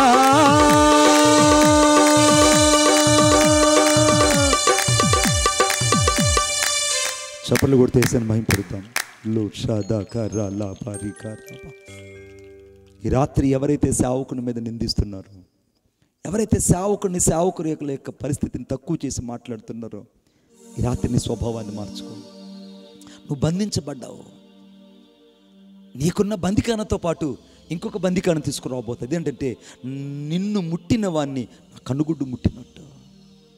నువ్వు సేవకుని తాకావో ఆయన కనుగుడ్డును ముట్టినట్టు, సేవకుని విమర్శించావో ఆయన కనుగుడ్డును తాకినట్టు, సేవను తక్కువ చేసి మాట్లాడావో ఆయన కనుగుడ్డును తాకినట్టు. కారణం ఆయన గాయాల నుండి ప్రక్కలో నుండి తీయబడినదే దేవుని సంఘము. ఆదాము పక్కటెముల జరిగితే హవ్వను దేవుడు తీసుకొని వచ్చాడు. క్రీస్తు యొక్క ప్రక్కటెముకల గాయముల నుండి సంఘాన్ని దేవుడు తీసుకొచ్చాడు. ఆ సంఘాన్ని తక్కువ చేసి మాట్లాడతావా? సేవకుడు ఆత్మతో బంధించబడి, పరిచర్యలో బంధించబడి, సేవ కొరకు అనేక సార్లు పరితపించి ఒకనాటి ప్రసవేదన సరిపోకుండా నిత్యము పరిశుద్ధాత్మతో నింపబడి సేవ చేస్తుంటే తిరస్కరించడమే కాకుండా, అవమానించడమే కాకుండా, నిందించడమే కాకుండా సహకరించడం ఆపేస్తావా? శాపాన్ని కొని తెచ్చుకుంటావు, నువ్వు నష్టపోతావు, కష్టాలు కొని తెచ్చుకుంటావు. అందుకే దేవుని వాక్యం రాయబడింది, నా అభిషక్తిని ముట్టువాడు నా కనుగుడ్డును ముట్టినట్టు. ఇర్మియాను సాదాసీదా మనుషుడు అనుకున్నాడు సిద్కియా రాజు. తన చుట్టూ ఉన్న పరివారాన్ని బట్టి, తన చుట్టూ ఉన్న మంది బలాన్ని బట్టి, తన చుట్టూ ఉన్న ధనాన్ని బట్టి, సింహాసన అధికారాన్ని బట్టి ఇతడు ఒక సాధారణమైన మనుషుడు అనుకున్నాడు. ఏ మనుషుని ఎలాగైతే బంధించాడో, ఏ మనుషుని ఎలాగైతే చెరసాలలో నెట్టివేయబడ్డాడో, నా దేవుడు అదే శిక్షను సిద్కియాకు తీసుకొచ్చి బబులోని దేశంలో బతికినంత కాలం యావత్ జీవిత శిక్ష వేసి అక్కడ చంపాడు. కొట్టండి చప్పట్లు గట్టిగా. రాజులు సైతం తప్పించుకోలేకపోయారు. ఈ రాత్రి ఇర్మియా బంధించబడింది దేవుని కోసం, కానీ నీవు ఎక్కడో బంధించబడ్డావు, దేనిలోనూ బంధించబడ్డావు. ఆ బంధించబడిన అనుభవాన్ని కాస్త గుర్తిరిగితే ఈ రాత్రి నీ జీవితంలో ఒక ప్రత్యక్షతో ఇక్కడి నుంచి నువ్వు వెళ్ళబోతున్నావు. ఆమేన్.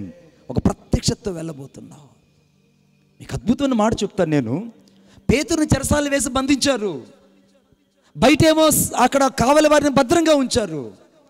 శత్రువులందరూ బయట అనుకుంటున్నారు ఇంకా పేతురికి బెయిలిచ్చే వాళ్ళు ఎవరు లేరు, ఇంక సేవకుడు కుటుంబాన్ని బయటకు తీసుకొచ్చే వాళ్ళు ఎవరు లేరు, ఈ పరిచయం ముందుకు నేను కానుక ఇవ్వకపోతే ఇంకెవరు ముందుకు కానుకిచ్చే వాళ్ళు ఎవరు లేరు, నేను దశంభాగం ఇస్తేనే ఆ ఇల్లు జరగాలి, మా 5 కుటుంబాలు ఇస్తేనే ఇల్లు జరగాలి, మా 5 మందికి అనగా మా 5 మంది దశంభాగాలతోనే ఆ సంఘం ఆ కుటుంబం నడుస్తుందని విర్రవీగిపోతున్నావా నువ్వు? ప్రధాన యాజకులు, శాస్త్రులు అనేక మంది ఆ రోజుల్లో దేవుని యొక్క సేవకుడైన పేతురుని తీసుకెళ్లి చెరసాలలో వేసి బయట సంబరాలు జరుపుకుంటున్నారు. ఒకవేళ మనుష్య సంబంధంగా నీకేమీ లేకపోవచ్చు, మనుష్య సంబంధంగా ఒకరి నీ చుట్టూ మంది మార్బలం లేకపోవచ్చు, మనుష్య సంబంధంగా నీ చుట్టూ రాజరిక పరివారం లేకపోవచ్చు, కానీ పరిశుద్ధాత్మ శక్తి నీ చుట్టూ ఆవరించి ఉన్నది. కొట్టండి చప్పట్లు గట్టిగా. పరిశుద్ధాత్మ శక్తి నీ చుట్టూ ఆవరించి ఉన్నది.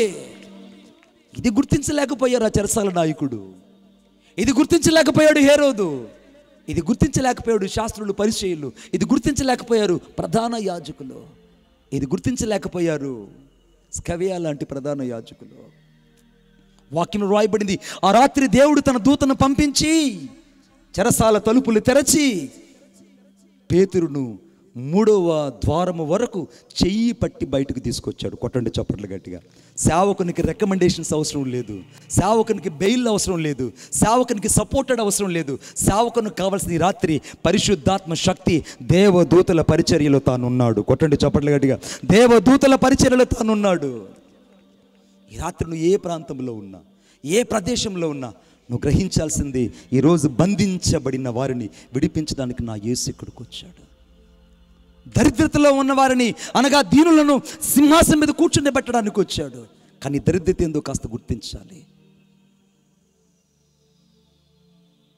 నీ బందీఖానలో ఎక్కడున్నావో కాస్త గుర్తించాలి. 3 విషయం చెప్తున్నాను, చాలా ప్రాముఖ్యమైనది. ఆ మాట చదివి ప్రార్థన చేసుకుందాం రండి నాతో పాటు. Thank you Jesus. యెషయా గ్రంథం 56:8. యెషయా గ్రంథం 56:8. ఇశ్రాయేలీయుల్లో వెలివేయబడిన వారిని సమకూర్చు ప్రభువు యెహోవాకు ఇదే చాలమ్మా. ఇశ్రాయేలీయుల్లో వెలివేయబడిన వారిని. ఈ రాత్రి వెలివేయబడిన వాళ్ళు దేవునికి కావాలి. మొదట దరిద్రులు, రెండవది బంధించబడిన వాళ్ళు, మూడవది వెలివేయబడిన వాళ్ళు. వారి జీవితం ఎలా ఉంటుంది? అందరూ చుట్టూ ఉంటారు, కానీ వారిని వెలివేసి ఉంటారు. కొంతమంది అందరూ తనతో ఉంటారు, కానీ వీళ్ళలో ఉన్న అభిషేకాన్ని బట్టి వీడిని వెళ్ళేస్తారు. దేవుడు వీరిలో ఇచ్చిన వైరాగ్యాన్ని చూసి వాళ్ళు ఓర్వలేక వెళ్ళేస్తుంటారు కొంతమంది. మరి కొంతమంది దేవుడు ఇతనితో నడుస్తున్న విధానాన్ని బట్టి అర్థం చేసుకోకుండా అతని మీద బురద చల్లుతుంటారు. కానీ రాత్రి దేవుని వాక్యం చెప్తుంది, వెలివేయబడిన నా పిల్లలను నేను సమకూర్చుతానని చెప్తున్నాడు. కొట్టండి చప్పట్లు గట్టిగా. వెలివేయబడిన వారిని. నువ్వు ఎవరి చేత వెలివేయబడ్డావో, ఎవరి చేత ఇప్పటిదాకా విసర్జించబడ్డావో, ఎవరి చేత నువ్వు నెట్టివేయబడ్డావో, ఎవరి చేత నువ్వు తిరస్కరించబడ్డావో, వారందరి ఎదుట నా దేవుడిని సమకూర్చడం వాళ్ళు చూసి సిగ్గుపడేటట్టు దేవుడిని అభిషేకించబోతున్నాడు. ఆమేన్ చెప్పండి గట్టిగా. ఇంకొకసారి చెప్పండి, ఇంకొకసారి చెప్పండి. జాన్ స్కెలెన్ అనేటువంటి గొప్ప దైవజనుడు, జాన్ స్కెలెన్. ఆ దైవజనుడు ఒక రోజున ఒక ద్వీపంలోకి వెళ్ళి ప్రార్థన చేస్తున్నాడు. ఆ ద్వీపవాసుల యొక్క రక్షణ కోసం ప్రార్థన చేస్తుంటే సంవత్సరం రోజులు అక్కడ పరిచర్య చేశాడు. ఒక్కరు కూడా రక్షించబడలేదు. ఆ ద్వీపంలో ఎవరు కూడా దేవుని ఎదుకు రాలేదు.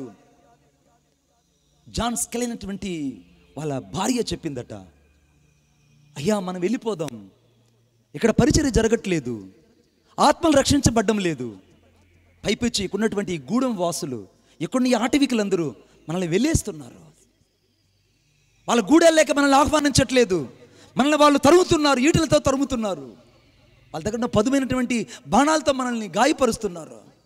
కాబట్టి వద్దండి, వెళ్ళిపోదాం పదండి, వద్దు మనం ఈ యొక్క ద్వీపాన్ని విడిచి వెళ్ళిపోదాం పదండి అని అంటే, జాన్ స్కెలెన్ అటువంటి ఆ దైవజనుడు చెప్పాడు, పిచ్చిదానా, దేవుని యొక్క వాక్యం చెప్తుంది వెలివేయబడిన వారిని సమకూరుస్తానని చెప్పాడు.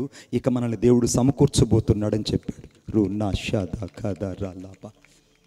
ఈమెకు అర్థం కాలేదు, వెలివేయబడిన మనల్ని ఎలాగ దేవుడు సమకూరుస్తాడని కనిపెట్టుకొని ఉంది. ఒకరోజున ఆ గూడెం నాయకుడు ఒక పెద్ద రాయిని తీసుకొచ్చి వాళ్ళిద్దరూ ప్రార్థన చేస్తుంటే ఆ ప్రార్థన వైపు విసిరేశాడండి. ఇసిరేగానే జాన్ స్కెలెన్ ఏం చేశాడు, ప్రభువా ఇంతకాలం నన్ను ప్రేమించి నా మీదకు విసిరిన రాయిని బట్టి నీకు స్తోత్రాలని చెప్పి ఆ రాయి మీద చేయబెట్టి ప్రార్థన చేయడం ప్రారంభించాడు. రాయి మీద చేయబెట్టి ప్రార్థన చేయడం ప్రారంభించాడు. వెలివేయబడిన వాళ్ళకి వెంటుకు దొరికినా చాలు కొండలు లాగేయగలుగుతారు. కొట్టడి చప్పట్లు గట్టిగా. వెలివేయబడిన వాళ్ళకి వెంటుకు దొరికినా చాలు. నీ సేవను చాలామంది పక్కకు పెట్టచ్చు, నీ పరిచయను చాలామంది తృణీకరించవచ్చు, నీ కుటుంబాన్ని చాలాసార్లు తృణీకరించవచ్చు, అసలు ఈ ప్రాంతమైందని వెలివేసినట్టు మాట్లాడచ్చు. కానీ వెలివేయబడిన నీకు ఈ రాత్రి దేవుడు ఒక సమకూర్పుని ఇవ్వబోతున్నాడు. ఓడిపోయిన నిన్ను దేవుడు విజయముతో నింపబోతున్నాడు. ఆమేన్. విజయముతో నింపబోతున్నాడు. ఈ జాన్ స్కెలెన్ అయినటువంటి దైవజనుడు తన సతీమణి ఇద్దరు రోజు ఆ రాయి మీద చేయబెట్టి ప్రార్థన చేశారు. ఒక 6 నెలల తరువాత అతడు భయంకరమైనటువంటి రక్తభేది చేత బాధపడుతుంటే వీళ్ళిద్దరు వెళ్ళి ప్రార్థన చేయగా అతడికి స్వస్థత కలిగింది. ఆ గూడెం నాయకుడు స్వస్థపరచడమే కాదు, ఆ ప్రాంతపు వాసులందరూ యేసుక్రీస్తు ప్రభువుని నమ్ముకోగా ఇప్పుడు వారి మధ్య జాన్ స్కెలెన్ అనేటువంటి పరిచర్య నిరాటంకంగా జరుగుతుందా? ఒకటి చప్పట్లు గట్టిగా. అది ఎక్కడో తెలుసా? జాంబిని అనేటువంటి నదీ ప్రవాహిక ప్రాంతంలో అమెజాన్ అడవుల మధ్యలో ఈ దైవజనుడు పరిచర్య చేశాడండి. మనకులాగా సిటీలో చేయలేదు, మనకులాగా వనరుల్లో చేయలేదు, మనకులాగా ఎక్కువ ఎక్విప్మెంట్లో చేయలేదు, మనకులాగా అన్ని సపరివారం మంది మార్బలతో వచ్చి సేవ చేయలేదు. వాగ్దానాన్ని నమ్మాడు. వెలివేయబడిన వారిని సమకూర్చే దేవుడు ఒకడు ఉన్నాడని నమ్మాడు. ఈ రాత్రి నువ్వు నమ్మగలుగుతున్నావా? ఎక్కడ నువ్వు వెలివేయబడ్డావో, ఎక్కడ నువ్వు తృణీకరించబడ్డావో నాతో పాటు చదవండి ఆ మాట ఒకసారి దయచేసి. యెషయా గ్రంథం అనగా యెషయా గ్రంథం, దానికంటే ముఖ్యంగా ఇర్మియా గ్రంథం 30వ అధ్యాయం 17వ వచనం ఇంకా బాగుంటుంది. ఇర్మియా గ్రంథం 30వ అధ్యాయం 17వ వచనం, వారు ఎవరునూ లక్ష్య పెట్టని సియోనని వెలివేయబడిందని నీకు పేరు పెట్టుచున్నారు. అయితే నేను నీకు ఆరోగ్యము కలుగు చేసేదను, నీ గాయములు మాన్పెదను. ఇది యెహోవా వాక్కు. ఆమేన్ చెప్పండి గట్టిగా. ఇంకొకసారి చెప్పండి. వారు ఎవరునూ లక్ష్య పెట్టని సియోనని. ఎవ్వరు లక్ష్య పెట్టట్లేదు సియోన్ని. సియోన్ అంటే దేవుని పిల్లల్ని, సంఘములో ఉన్న నిన్ను, పరిశుద్ధుడైన నిన్ను, పరిశుద్ధుడైన నిన్ను చాలామంది విలువ ఇవ్వకపోవచ్చు. నాకు బాగా తెలిసిన సంఘటన, దైవజనులు తిమోతి గారు నేను ఒకరోజు నా గుర్రయ్యపాలెం అనే ప్రాంతంలో పరిచర్య చేయడానికి వెళ్ళాం. ఆ ముందు రోజున దైవజనులు వాక్యం చెప్పున్నారు. ఆ ప్రాంతంలో సరిగ్గా బేతేల్ మినిస్ట్రీలోనే చివర్లో, సత్తినపల్లికి వెళ్ళే దారిలో, బేతేల్ మినిస్ట్రీ చివర్లో ఆ ముందు రోజు వెళ్ళి వాక్యం చెప్పొచ్చారు. ఆ రోజు నన్ను దైవజనుడు తీసుకుని వెళ్తుంటే నాతో ఒక మాట అన్నాడు. మణిబాబు, నాకు ఒక ఆశ్చర్యం వేస్తుందయ్యా అన్నాడు. ఏంటనంటే, ఆ ప్రాంతంలో నుంచి ఈ ప్రాంతానికి వచ్చి నువ్వు పరిచర్య చేస్తున్నావు, మేము కూడా ఈ ప్రాంతం నుంచి ఆ ప్రాంతానికి వచ్చి పరిచర్య చేయబోతున్నాం అన్నాడు. కొట్టండి చప్పట్లు గట్టిగా. నాకు ఆ విశ్వాసపు మాట ఎంత దగ్గరగా తాకిందంటే అంత దగ్గరగా తాకింది. అవును బిడ్డ, నువ్వు ఎరుగున్న జనుల మధ్యకు దేవుడు నిన్ను తీసుకెళ్తాడు. నువ్వు నడిపించబడలేని పరిస్థితుల మధ్యలోకి దేవుడు తీసుకెళ్తాడు. కానీ అక్కడ వాక్యం రాయబడింది, సియోను విడవబడినదని, సియోను వెలివేయబడిందని చాలామంది అనుకుంటున్నారు. రాత్రి నీ కుటుంబాన్ని చూసి చాలామంది తృణీకరించచ్చేమో. ఒకవేళ నీ గొడ్డుపోతానని చూసి చాలామంది నేను వెలివేసినట్టు మాట్లాడొచ్చేమో. ఒకవేళ నీకు పిల్లలు లేరని చాలామంది వెలివేసిన వ్యక్తిగా అనేక సార్లు వాళ్ళ యొక్క కార్యాలకు నిన్ను దూరంగా పెట్టున్నారేమో. భయపడకు. నా దేవుడు వెలివేయబడిన బిడ్డలను ఈ రాత్రి సమకూర్చడమే కాదు, వారికి ఒక పేరు పెట్టి వారిని బాగు చేయబోతున్నాడు. కొట్టండి చప్పట్ల గట్టిగా. వారిని గాయాలు కట్టబోతున్నాడు. అంతకంటే ఎక్కువగా వారి గాయాలను దేవుడు మాన్పబోతున్నాడు. ఈ రాత్రి నా దేవుని ఉద్దేశం ఏంటో తెలుసా? నిన్ను సమకూర్చబోతున్నాడు, నీ గాయాలు మాన్పబోతున్నాడు. ఈ రాత్రి వెలివేయబడిన వారికి దేవుడిస్తున్న గొప్ప ఆధిక్యత ఏంటో తెలుసా? ఈ రాత్రి యేసు నిన్ను సమకూర్చబోతున్నాడు. ఈ రాత్రి యేసు నిన్ను మరలా హత్తుకోబోతున్నాడు. యేసు ఈ రాత్రి ఏ పరిస్థితుల్లో వెడవబడిన వ్యక్తిగా ఉన్నావో, ఏ పరిస్థితుల్లో వెలివేయబడి ఉన్నావో, ఏ పరిస్థితుల్లో దూరంగా విసర్జించబడి కనపడ్డావో, వాళ్ళందరూ ఎదుట నా యేసయ్య నిన్ను సమకూర్చి నువ్వు ఆశీర్వదించబడిన వ్యక్తిగా, అంతకంటే ఎక్కువగా నీ గాయాలు మాన్పి అనేకుల కొరకు నేను ఒక దీవెనకరంగా నా యేసు చేయబోతున్నాడు. ఆమేన్. ఇప్పుడు నేను చెప్పిన మాట కూడా చెప్పనా? మొదట దరిద్రులను, రెండవది బంధింపబడిన వారు, మూడవది ఎవరు? వెలివేయబడిన వారు. ఈ మూడు యేసుక్రీస్తు ప్రభు జీవితంలో జరిగాయి. ఇవి నీ జీవితంలోనే కాదు, నా జీవితంలో కాదు, ఇవి నా వ్యక్తిగత జీవితంలో జరిగాయి అనుకుంటున్నావు. కానీ నీకంటే ముందుగా నా ప్రభు అయిన యేసయ్యకి జరిగాయి. ఆయన దరిద్రుడుగా ఈ భూలోకంలో బాధించబడ్డాడు. ఆయన జీవితకాలం దరిద్రతను అనుభవించాడు. చివరకు ఆయన సున్నతి చేయబడ్డానికి ఆ దేవాలయం దగ్గర తీసుకెళ్తే అక్కడ ఒక గొర్రెపిల్లని ఇవ్వాల్సిన బదులు ఒక చిన్న పిచ్చుకుని ఇవ్వాల్సి వచ్చింది. ఎంత దరిద్రత యేసయ్యకి! చివరికి యేసయ్యకి ఒక నివాసం కూడా లేదు. ఆకాశ పక్షులు గూళ్ళు ఉన్నాయి, నక్కలకు బొరియలు ఉన్నాయి. యేసయ్యకి ఒక ఇల్లు కూడా లేదు. ఈ రాత్రి నీ సేవలో అనేక సార్లు నువ్వు ఆనందంతో పాటు దుఃఖంతో పాటు అనేక సార్లు నిందను ఎదుర్కొంటున్నావా? భయపడొద్దు. యేసును ఒక్కసారి తలంచుకో. నా యేసయ్య నాకంటే ముందుగా దరిద్రుడయ్యాడు. నాకంటే యేసయ్య తన సేవలో దరిద్రతను చూపించాడు, పరిచర్యలో దరిద్రతలో అనుభవించాడు. అంతకంటే ఎక్కువగా ఆయన దరిద్రతలోండి మహిమైశ్వరను కలుగు చేయడానికే ఈ భూలోకమునికి దిగి వచ్చాడు. కొట్టండి చప్పట్ల గట్టిగా. ఆయన నీ కొరకు నా కొరకు దరిద్రతను అనుభవించాడు.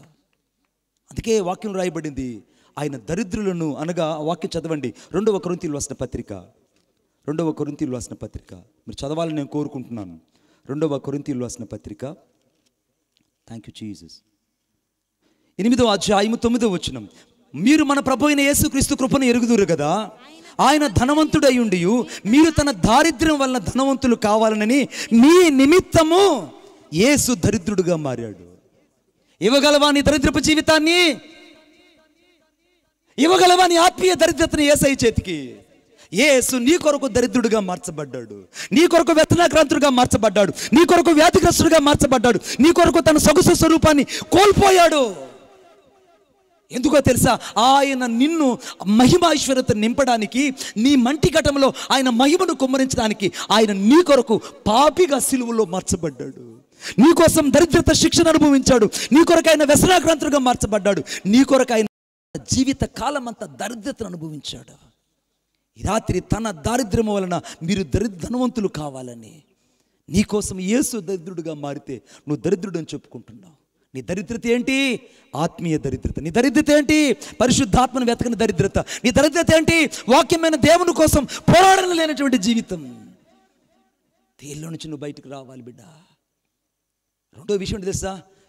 బంధించబడ్డాడు సేవకుడు ఇర్మియా వాక్యం కోసం బంధించబడినట్టే యేసు కూడా నీ కొరకు నా కొరకు బంధించబడ్డాడు. కొట్టండి చప్పట్లు గట్టిగా. యేసు నీ కొరకు నా కొరకు బంధించబడ్డాడు. ఎంతగా బంధించబడ్డాడంటే వాక్యం రాయబడి చూడండి నాతో పాటు. మత్తయి సువార్త దయచేసి నాతో పాటు చూడండి. మత్తయి సువార్త థ్యాంక్ యూ జీసస్. 4వ అధ్యాయము 16వ వచనం మధ్య భాగంలో, జబూలూను దేశమును నఫ్తాలి దేశమును యోర్దాను అవలన సముద్ర తీర అన్ని జనులు నివసించు గలిలయ చీకట్లో కూర్చునున్న ప్రజలను గొప్ప వెలుగు చూచిరి. మరణ ఛాయల్లోనూ చీకట్లో కూర్చున్న ప్రజలు బంధింపబడిన వారు గొప్ప వెలుగు చూచారు. కొట్టండి చప్పట్లు గట్టిగా. బంధించబడిన ప్రజలు. నీ కొరకు యేసు బంధించబడి, నీ కొరకు యేసు వ్యసనాక్రాంతుడిగా మార్చబడ్డాడు. నీ కొరకు యేసు క్రీస్తు ప్రభు అనగా చీకట్లో కూర్చున్న వారికి ఆ రోజులోనే ఒక వెలుగుగా ఆయన ఉదయించాడు. నీ కొరకు నేరం చేయని యేసు బంధించబడ్డాడు.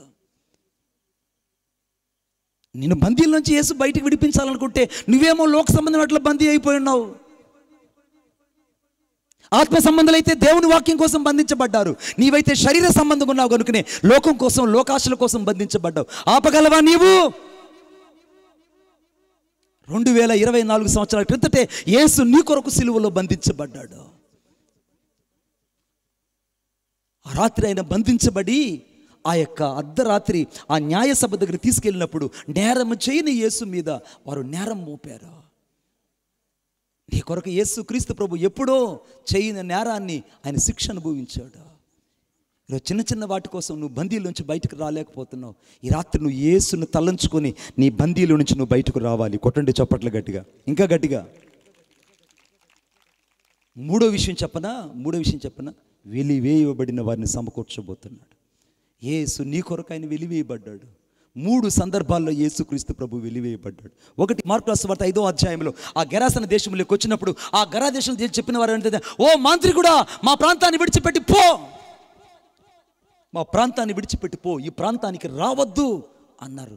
వెలివేశారు ఆ ప్రజలు, యేసును వెలివేశారు. రెండవసారి ఎరుకో ప్రాంతానికి యేసుక్రీస్తు ప్రభు వెళ్తుంటే ఆ ప్రాంతంలో ఉన్నటువంటి 2 దయ్యం పట్టిన వాళ్ళు వచ్చి మా ప్రాంతంలోకి రావద్దని వెలివేశారు. మూడవసారి యేసుక్రీస్తు ప్రభుని స్వయంగా వాళ్ళ స్వజనులు వెలివేశారు. ఈ రాత్రి నువ్వు దేన్ని బట్టి వెలివేయబడ్డాను దిగులు పడుతున్నావు? నీ కొరకు యేసుక్రీస్తు ప్రభు వెలివేయబడ్డాడు. నీ కొరకు యేసుక్రీస్తు ప్రభు శిక్షణ యావత్తు భరించాడు. నీ కొరకు యేసుక్రీస్తు ప్రభు అనేక సార్లు మనుషుల చేత, స్వజనుల చేత, బయట వారి చేత, లోపటి వారి చేత ఆయన వెలివేయబడి తృణీకరించబడ్డాడు.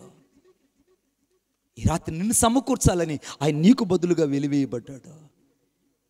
ఈ రాత్రి నీకు దరిద్రతలో నుంచి అనగా నేను ఐశ్వర్యవంతుని చేయడానికి ఆయన నీ కొరకు దరిద్రుడిగా మార్చబడ్డాడు. ఈ రాత్రి బంధించబడిన నిన్ను, చీకట్లో కూర్చొని నిన్ను మరణ ఛాయలో కూర్చొని నీకు గొప్ప వెలుగునివ్వడానికి ఆయన నీ కోసం సిలువలో బంధించబడ్డాడు. ఈ ప్రేమను అర్థం చేసుకోకుండా పోతావా? ఎప్పుడు చదవండి ఆ మాట దయచేసి. యెషయా గ్రంథం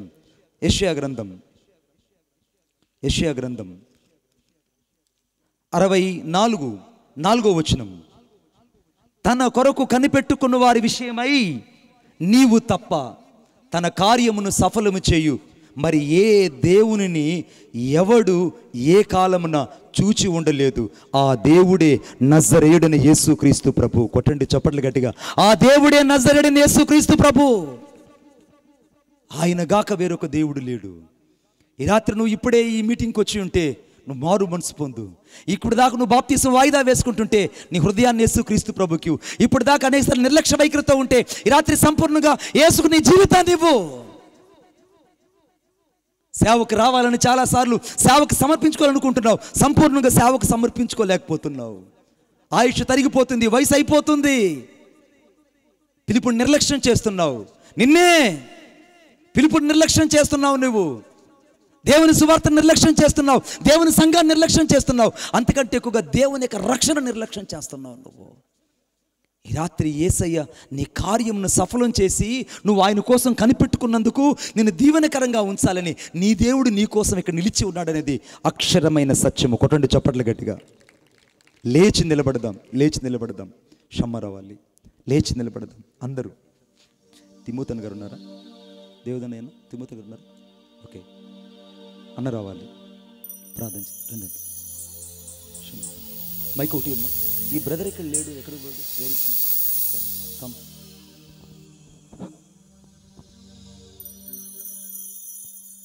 థ్యాంక్ యూ జీసస్. అందరూ ఒకసారి ఆకాశం చేతుల పైకెత్తి ప్రార్థన చేద్దాం. నేను నిన్ను విడువలేనయ్యా, నీవే నా ప్రాణము, నీవు నన్ను మరువలేదయ్యా,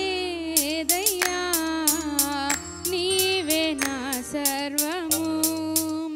నేను నిన్ను విడువలేనయ్యా, నీవే నా ప్రాణము, నీవు నన్ను మరువలేదయ్యా,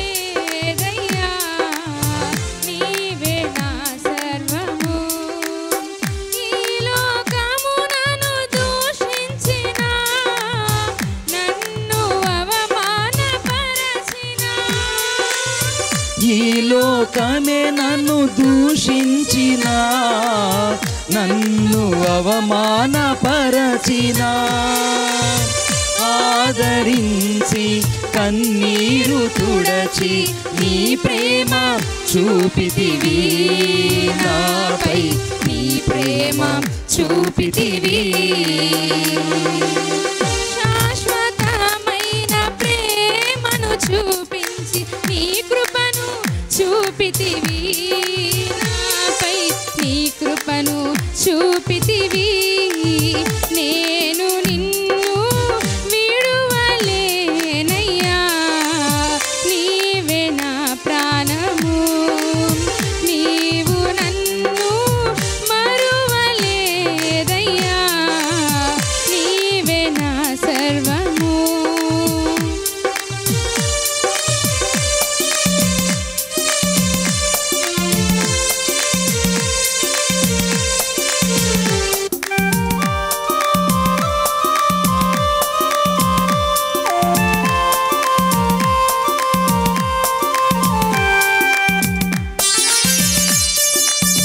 ప్రతి ఒక్కరం చెప్పట్లు దేవుని మహింపరుద్దాం.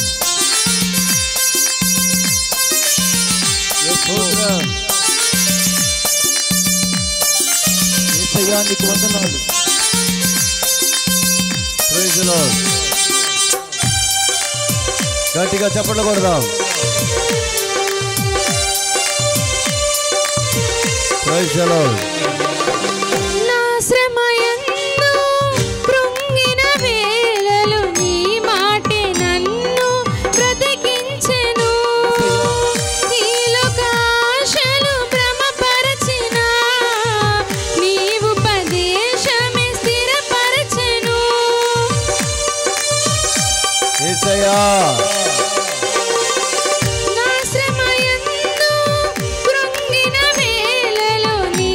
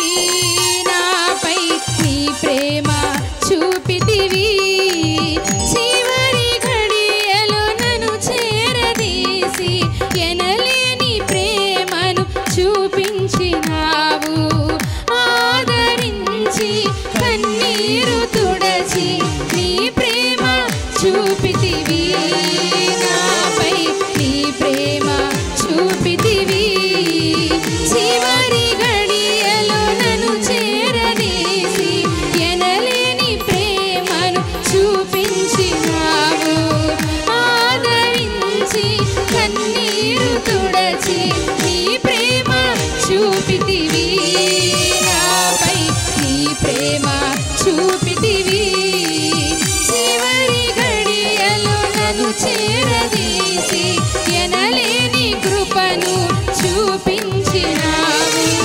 శాశ్వతమైన ప్రేమతో ప్రేమించి నీ కృపను చూపితివి నాపై, నీ కృపను చూపితివి. ఆదరించి కన్నీరు తుడచి నీ ప్రేమ చూపితివి నాపై, నీ ప్రేమ చూపితివి. ఆదరించి కన్నీరు తుడచి నీ ప్రేమ చూపితివి నాపై, నీ ప్రేమ చూపితివి. నన్ను చేరదీసి ఎనలేని ప్రేమను చూపించినావు. ఆదరించి కన్నీరు తుడచి నీ ప్రేమ చూపితివి నాపై, నీ ప్రేమ చూపితివి. శాశ్వతమైన ప్రేమతో ప్రేమించి నీ కృపను చూపితివి నాపై, నీ కృపను చూపితివి. ప్రతి ఒక్కరు హృదయపూర్వకంగా యేసుని అంగీకరించిన సమయం ఇది. యేసయ్య నా ప్రతి పాపాన్ని ఎదుట ఒప్పుకొనుచున్నాను, నా ప్రతి శాపాన్ని ఎదుట ఒప్పుకొనుచున్నాను. ఈ రాత్రి నన్ను నీ రక్తంతో కడిగి పరిశుద్ధపరచయ్యా, నా జీవితాన్ని రక్తంతో కడిగి పరిశుద్ధపరచు.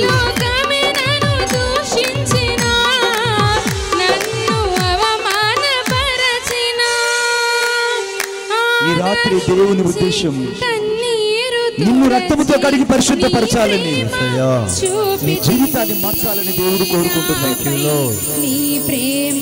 ఏ పరిస్థితుల్లో నువ్వు ఉన్నావు, ఏ దరిద్రతలో ఉన్నావు, ఎక్కడ నువ్వు బంధించబడ్డావు, నీ బంధించబడిన జీవితం యేసుకు కావాలి.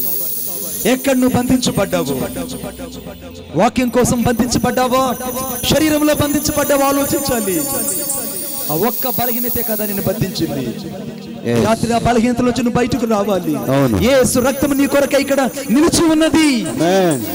ఈ రాత్రి వెలివేయబడిన వారిని సమకూర్చబోతున్నాడు.